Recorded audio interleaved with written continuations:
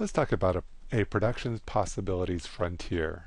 A production possibilities frontier shows the maximum combinations of goods that a country can produce given the country's productivity and supply of inputs.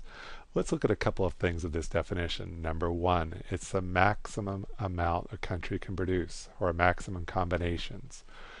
Well, a combination may be only consumption goods or only national defense. Now, down here I drew national defense and consumption goods, but it could have been anything. I could have had housing and food. I could have had wheat and barley. I could have had anything I wanted on these axes. For example, if let's see if I can write here.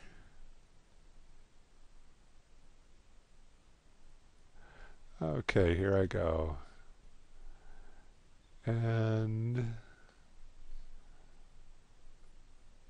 there I go. There's my ink. Let's say I have red, and let's say I only do consumption goods, and I produce the maximum amount of consumption goods I can. I'll be at a point right here. Let's just assume it's 1,000 units of consumption goods. If I only produce national defense, I'm going to be down here. Let's make up a number, 600 units of national defense. Now, it shows the maximum combination. So here, this is a combination of 0 national defense and 1,000 units of consumption goods.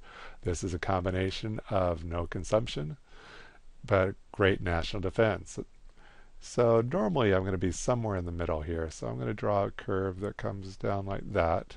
Normally it does have an arc, maybe not quite as steep as that.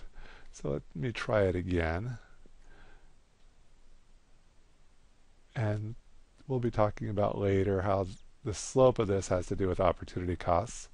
So if I'm at a point right here, so starting at 1,000, I'm going to have to give up some consumption goods in order to get more national defense. There's a trade-off.